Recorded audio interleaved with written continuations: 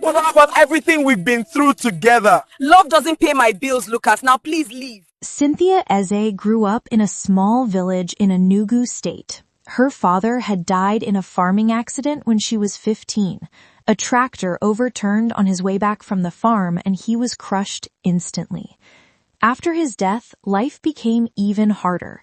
Cynthia lived with her mother, Gloria, and her younger brother, Victor, in a small mud house with a leaking roof. When it rained, they would place buckets around the house to catch the water dripping from the ceiling.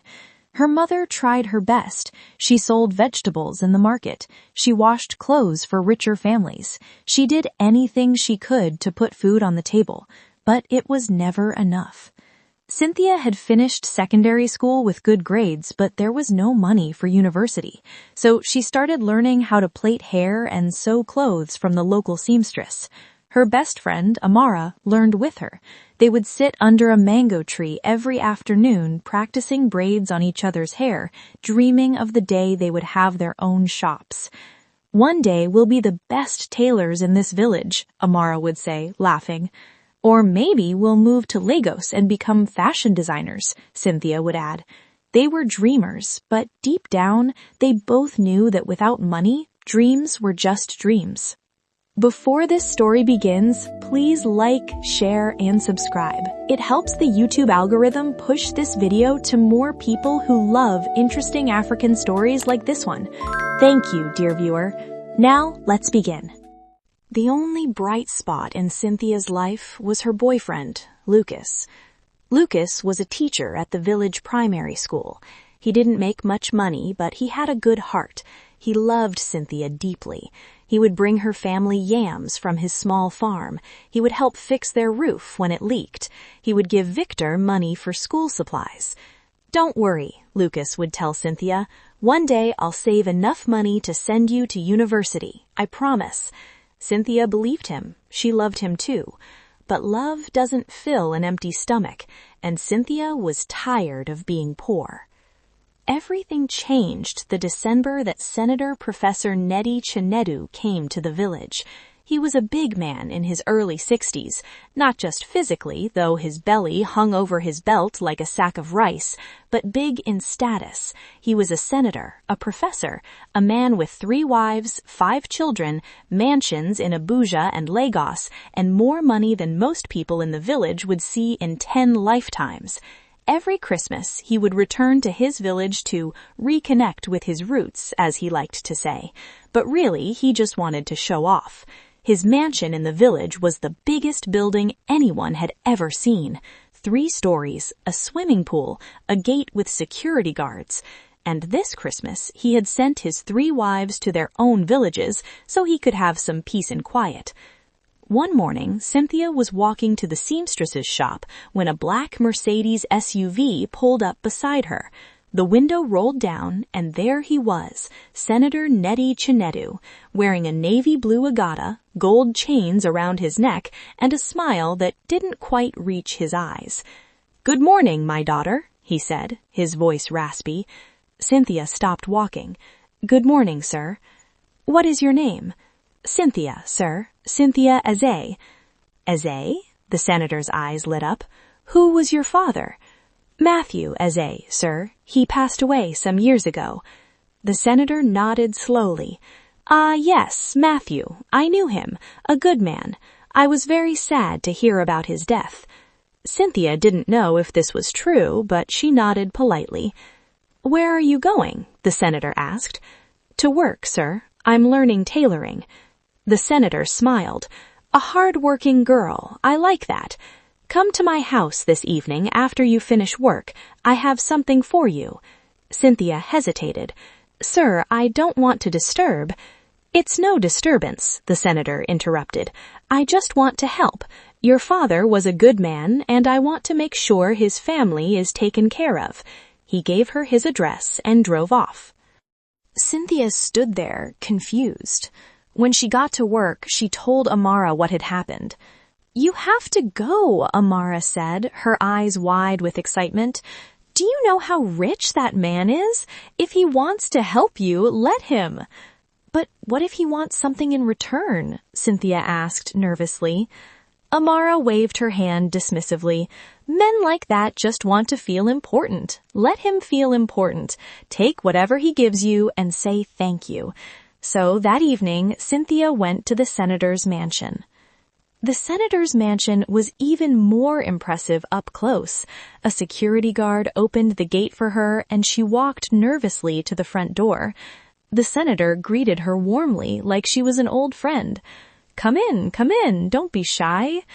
He led her to a large sitting room filled with expensive furniture, a flat-screen TV bigger than Cynthia's bedroom, and air conditioning that made her shiver. Sit down, the senator said. Let me get you something to drink. He clapped his hands and a house help appeared with a tray of juice and biscuits. Cynthia sat on the edge of the sofa, too nervous to relax. So, the senator said, sitting across from her, tell me about your family. How is your mother, your brother? Cynthia told him everything, how hard life had been since her father died, how her mother worked herself to the bone, how her brother Victor was struggling to pay for school. The senator listened, nodding sympathetically. This is not right. A beautiful, intelligent girl like you should not be suffering like this. He stood up and called his house helps. Load the car. I want bags of rice, beans, oil, yams, onions, tomatoes, everything, and put some money in an envelope. Cynthia's eyes widened. Sir, you don't have to. Nonsense, the senator said, waving her off. I'm helping because I want to. Your father was a good man. This is the least I can do. Within minutes, the senator's driver was loading bags of food into the car. Take her home, the senator told the driver. Make sure everything is delivered safely. Cynthia couldn't believe it. Thank you, sir. Thank you so much. The senator smiled. You're welcome, my dear. Come and visit me again, anytime. When Cynthia arrived home in the senator's car, her mother and brother came running out of the house. Cynthia, whose car is this? The driver helped unload the food, and Cynthia explained everything. Victor was overjoyed. Sister, this is amazing. We can eat well this Christmas. But their mother, Gloria, was quiet. Too quiet. After the driver left, she pulled Cynthia aside. Who is this man? Gloria asked, her voice low. He's Senator Nettie, Mama. He said he knew Papa and wanted to help. Gloria's face darkened. I know who he is. Everyone knows who he is. That man has 3 wives, Cynthia. 3. And he's always looking for more. Mama, it's not like that, Cynthia said quickly. He's just being kind. Kind? Gloria shook her head. Men like that are never just kind. Be careful, my daughter. Be very careful. But Cynthia didn't listen, because 2 days later, the senator sent his driver to deliver something else, a brand new iPhone 16 Pro Max. When Lucas came to visit Cynthia a week later, he noticed the changes immediately. She was glowing. Is that a new phone? He asked, staring at the expensive device in her hand. Yes, Cynthia said, smiling. Someone gave it to me. Someone? Who? A family friend. He's just helping us out. Lucas frowned. What family friend can afford to buy you a phone like that? Lucas, don't start, Cynthia said, irritated. You should be happy for me. But Lucas wasn't happy. He was worried.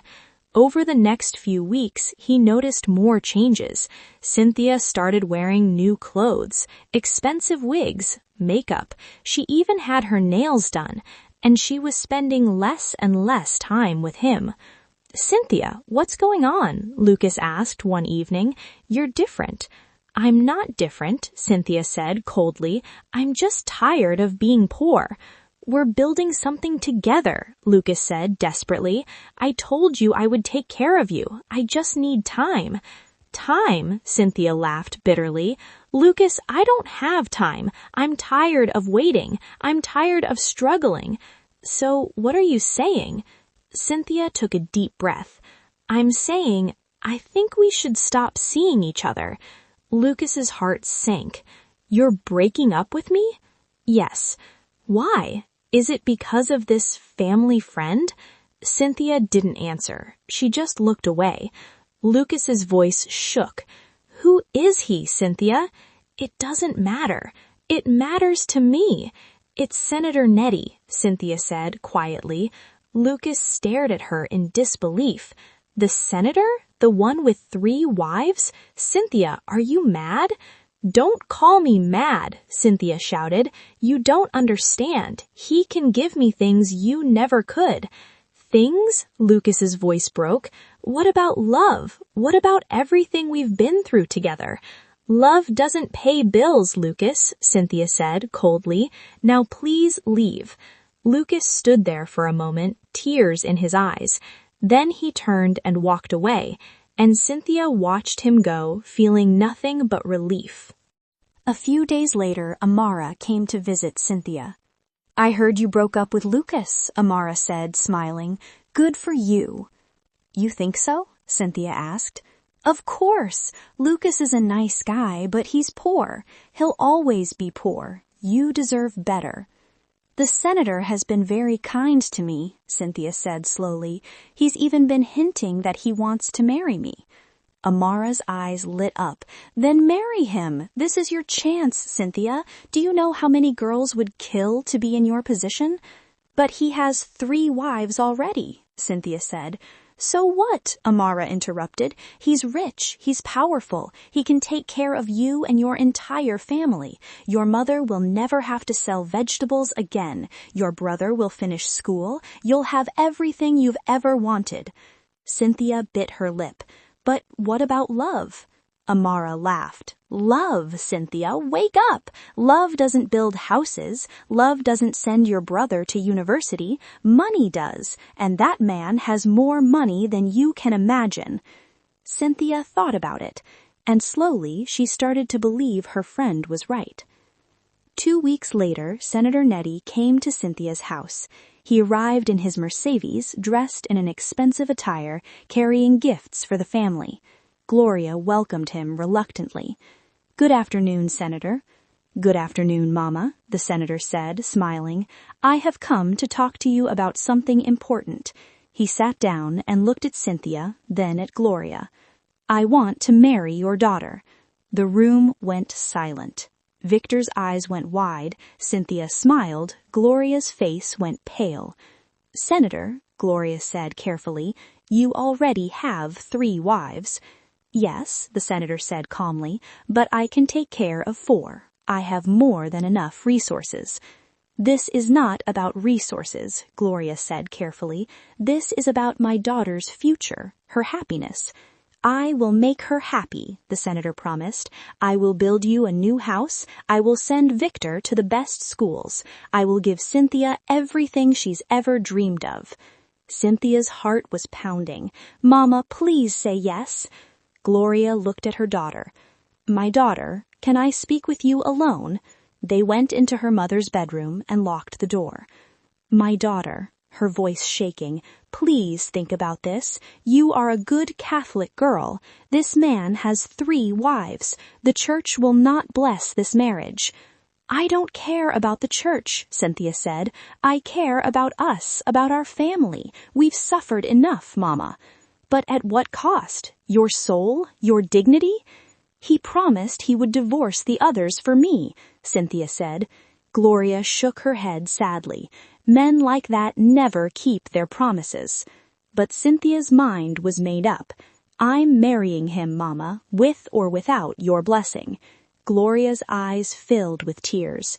Then I pray God protects you, because I cannot. The wedding happened 2 weeks later. It was the biggest wedding the village had seen in years. There were tents, live music, a DJ, tables full of food and drinks, guests from all over the state. Cynthia wore a beautiful dress that cost more than her mother had earned in her entire life. She danced happily with her new husband, knowing fully well that her family was set for life. During the traditional ceremony, Cynthia was made to swear an oath. Do you promise to be faithful to your husband? The elders asked. Yes, Cynthia said. Do you swear never to cheat on him or a terrible illness will be unleashed upon you?" Cynthia hesitated for just a moment. Then she said, "I swear." She then kissed him, concluding the ceremony. And just like that, Cynthia became the fourth wife of Senator Neddy Chinedu. True to his word, the senator demolished Cynthia's family's old house and built them a new one, a proper house with 3 bedrooms, a kitchen, a bathroom with running water. He promised to sponsor Victor through university.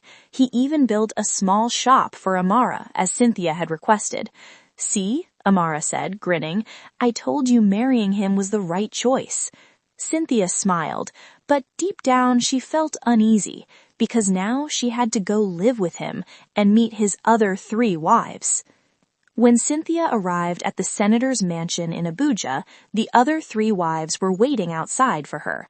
Bianca, the first wife, elegant, cold. She had been married to the senator for over 20 years and had 2 children for him. Nora, the second wife, quiet, calculating. She had also given the senator 2 children. Sophia, the third wife, beautiful, sharp-tongued. She had a son named Jameson who was still in primary school. They all looked at Cynthia like she was dirt on their shoes. "So you're the new one," Bianca said, her voice dripping with disdain. "Yes," Cynthia said, lifting her chin. "I'm the latest wife, and I'm also the youngest and most beautiful." They recoiled in shock. Nora's eyes narrowed. "Did you just—" "I'm just stating facts," Cynthia said, smiling sweetly. Sophia laughed bitterly. "Oh, we have a troublemaker. This will be fun." That night, the 3 wives met in the kitchen. "We need to teach this girl a lesson," Bianca said.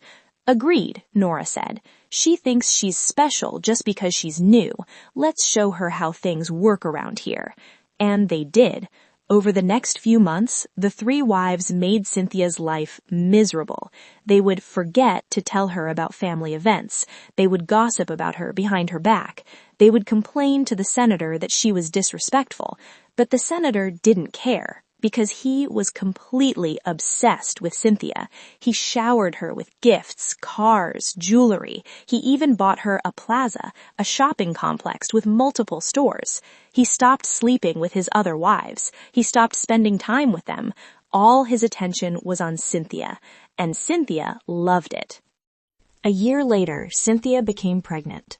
When she gave birth to a baby boy, the senator was overjoyed.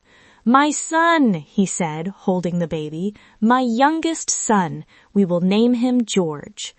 The naming ceremony was huge, even bigger than the wedding. The senator's 4 other children, all studying abroad, flew back to Nigeria for the event. Eric, the oldest son, Emily, the oldest daughter, then there was Jason and Henrietta. They all gathered at the mansion, dressed in expensive clothes, looking at Cynthia with barely hidden contempt, because Cynthia had been rude to them from the start. She refused to let them hold baby George unless she or her mother was watching. She would snatch the baby out of their hands if she felt they were holding him wrong. "You're too rough," she would snap. "Don't touch his head like that. Give him back to me. You don't know how to carry babies." The other wives and their children were furious, but they said nothing, until Eric, the firstborn son, tried to carry George. "Let me hold my baby brother," Eric said, reaching for the baby. Cynthia slapped his hand away. "Don't touch him." Eric stared at her in shock. "What did you just—" Then Cynthia did something unforgivable. She slapped him across the face. The entire room gasped. Eric's mother, Bianca, stood up, trembling with rage. "How dare you!" But before anyone could say anything else, the senator walked over. His face was dark, furious. "Cynthia," he said quietly, "come with me." He took her to their bedroom and locked the door. Then he slapped her, hard. Cynthia fell to the floor, her cheeks stinging, her eyes wide with shock. "You will never disrespect my children again," the senator said coldly. "Do you understand me?" Cynthia nodded, tears streaming down her face. "Now go out there and apologize, to Eric, to everyone." Cynthia did as she was told. She apologized in front of the entire family, her voice shaking, her face burning with humiliation. And the other wives smiled, because they knew the honeymoon was over. After that night, everything changed. The senator stopped being kind to Cynthia. He stopped buying her gifts, he stopped taking her out, and stopped sleeping with her. He became cold, distant, angry. Cynthia tried to ask him what was wrong, but he would just ignore her.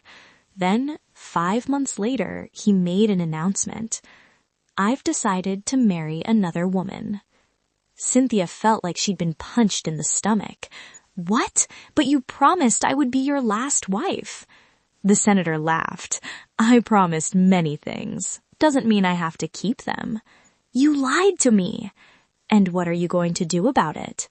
They fought, screamed at each other, and then the senator did something he had never done before. He beat her. Not just a slap, a real beating, with his fists. Cynthia cried and begged him to stop, but he didn't. When he was done, he called his servants. "Pack her things, send her back to her mother's house in the village." Cynthia's eyes widened. "What? No, please." "You will stay there until I decide to forgive you," the senator said coldly, "and you're not taking George." "No, you can't take my son." But the senator didn't care. The servants packed Cynthia's bags, and within hours she was on a bus back to the village, crying, broken, humiliated. And the other 3 wives, they laughed at her. "That's what you get for being rude," Sophia said, smiling. Bianca nodded. Pride comes before a fall. And Cynthia realized, too late, that she had lost everything. Cynthia thought she had won. She thought marrying a rich man would solve all her problems. But now she's back in the village, alone, beaten, with no husband, no child, no dignity. And the senator is already planning to bring home wife number 5. What happens when the new wife arrives? Will Cynthia fight back, or will she be replaced forever? Will she ever get her son back? Part 2 is dropping very soon, and trust me, you do not want to miss what happens next. The drama, the revenge, the twists, it's going to blow your mind. So smash that like button, drop a comment telling me what you think Cynthia should do, and subscribe so you don't miss part 2. Seriously, hit that notification bell because this story is about to get wild. See you in part 2.